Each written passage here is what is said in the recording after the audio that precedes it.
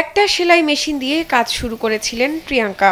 এখন তার কারখানায় কাজ করে প্রায় ৬০ জন কারিগর। প্রিয়াঙ্কার বিয়ে হয় স্কুলে পড়ার সময়। কলেজে উঠলে বাবার কাছ থেকে উপহার পান সেলাই মেশিন। তা দিয়ে পোশাক তৈরির কাজ শুরু করেন প্রিয়াঙ্কা।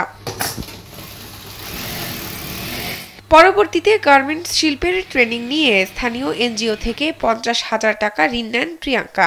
শুরু করেন পোশাক তৈরি। বর্তমানে তার ২টি কারখানা।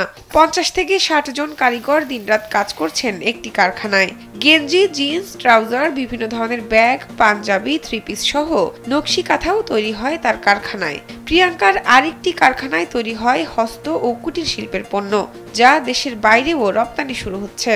জীবনকে উপভোগ করার সব আয়োজনকে একটি নিশ্চিন্ত কমিউনিটি লিভিং নিশ্চিত করছে রূপায়ণ সিটি উত্তরা। আমি দেশের বাইরে দেশের চাহিদা মিটে পাশাপাশি এখন বিদেশে যাওয়ারও আমাদের কার্যক্রম শুরু হয়েছে। বিভিন্ন নকশি কাঁথা এবং বাইরের দেশের গেঞ্জিরও অর্ডার আসতেছে, যেটা আমরা এখন তৈরি করে ওখানে উৎপাদন করে আমরা ওখানে সেল দিচ্ছি। সাতক্ষীরার বিসিক শিল্পনগরীতে রয়েছে প্রিয়াঙ্কার একটি কারখানা। তার অপর কারখানাটি ঢাকার মোহাম্মদপুরে। শুরুতে নানা প্রতিবন্ধকতা আসলেও দমে যাননি তিনি। নিজের মেধা ও পরিশ্রমে তৈরি করেছেন আজকের এই অবস্থান। সেই সাথে তার কারখানায় কাজ দিয়ে স্বাবলম্বী করেছেন অন্যদের। প্রিয়াঙ্কার এই কারখানায় কাজের ক্ষেত্রে নারীদের প্রাধান্য দেওয়া হয় বলেও জানান তিনি। আমাদের নকশি কাঁথাটি ইউরোপের এক বায়ারের প্রয়োজন অনুসারে এটা আমাদের নকশা দেওয়া।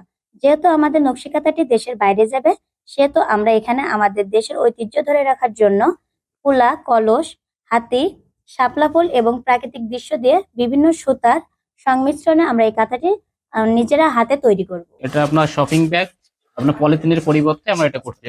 পাটের অল্টারনেটিভ হিসেবে আমরা এটা দিয়ে আপনার ব্যাগ তৈরি করছি।